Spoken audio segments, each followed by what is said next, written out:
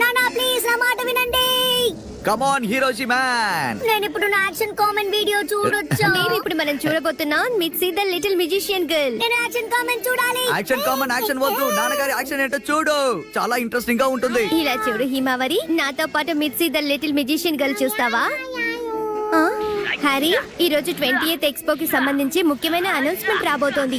అవును, ఇంతకీ అది ఎన్నింటికి వస్తుంది?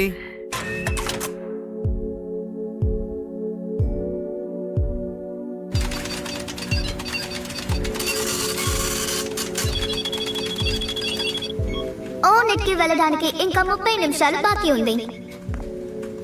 30 నిమిషాల్లో 21st సెంచరీ ముగిసిపోతుంది. చాలా తక్కువ సమయమే ఉంది. కానీ నాకు సంబంధించి అది దీర్ఘకాలంగా ఉంది చాకో. ఈ 21st సెంచరీ స్మెల్ ని నేను జీర్ణించుకోలేకపోతున్నా. విడుదల పొందాలనుకుంటున్నాను, అది కూడా ఎంత త్వరగా వీలైతే అంత త్వరగా. ఇంకా కొంచెం సేపే, ఎందుకంటే మీరు క్రియేట్ చేసిన 28th సెంచరీ స్మెల్ అడల్ట్స్ కి బాగా నచ్చుతుంది. అఫ్ కోర్స్, అందరూ దీనికి బానిసైపోయారు. 20th సెంచరీకి వెళ్ళాలనుకుంటున్నారు.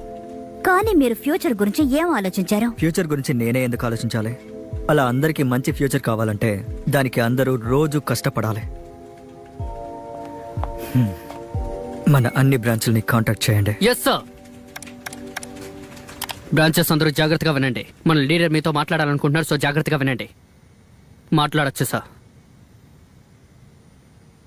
మన మిషన్ యొక్క పేరు ఎస్టర్డే వన్స్ మోర్. అది త్వరలోనే ప్రారంభం కాబోతుంది. మన టార్గెట్ ఏంటంటే 20th సెంచరీని రివైవ్ చేయాలి. మనం తయారు చేసిన ఈ 20th సెంచరీ యొక్క ప్రపంచం అది చాలా అందమైనదే, మనం అనుకున్నట్టుగానే ఉండేదే. మీ అందరి భుజాల మీద పెద్ద బాధ్యత ఉంది. మీరు దాన్ని సవ్యంగా పూర్తి చేస్తారన్న నమ్మకం నాకుంది. ఇప్పుడు మనం బయలుదేరాలి. పదండి, ఇంటికి వెళదాం, మన సొంత నగరానికి. సరే.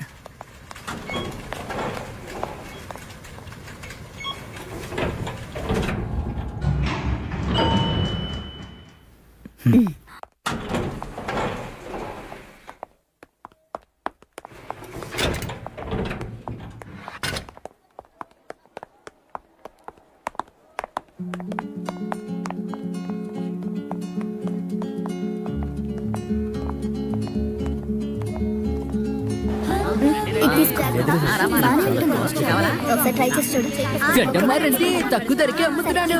గడ్డమ్మా తీసుకోండి, సరే చాలా ఫ్రెష్.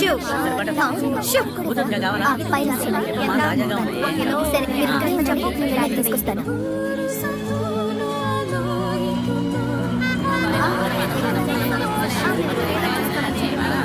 ఇక్కడికి రావడం నాకు చాలా ఇష్టం తెలుసా? ఎందుకంటే ఈ ప్రపంచంలో ఎవరికి బంధం లేదు, ఎవరి ముఖం మీద అబద్ధపు నవ్వు లేదు. ఒకానొకప్పుడు వెన్యూ ప్రపంచం ఇలాగే ఉండేది. ప్రజల మనసులో కలలుండేవి, నమ్మకం ఉండేది, ఆశలు ఉండేవి. జపాన్ యొక్క 21st సెంచరీ చాలా బ్రైట్ గా ఉండేది. కానీ మెల్లమెల్లగా జనం డబ్బు వెంట పరిగెత్తారు. ఆ తర్వాత డబ్బు నేచర్ని నాశనం చేసింది. నాకు నిజంగా ఆశ్చర్యంగా ఉంది, ఇది అసలు 21st సెంచరీయేనా? బయట ప్రపంచం మనుషుల హృదయాల్లో ఫీలింగ్స్ ఉండవు, అందుకే మెటీరియల్ ప్రపంచంతో మనల్ని నింపుతున్నారు. అంతేకాకుండా యూస్ లేని వస్తువుల్ని చేస్తున్నారు. ఈ అందమైన ప్రపంచం చూడడానికి అసహ్యంగా ఉంది. మనం మళ్ళీ మొదలు పెట్టాలి. పాత రోజులకు వెళ్ళాలి, ఎక్కడైతే జాపనీస్ ప్రజలు ఈ నగరంలో ఉన్న ప్రజల్లాగా ఆనందంగా జీవించారో అక్కడికి. ఆ కాలంలో మనుషుల ప్రపంచం చూడడానికి బ్రైట్ గా కనిపించింది, కానీ ఇప్పుడు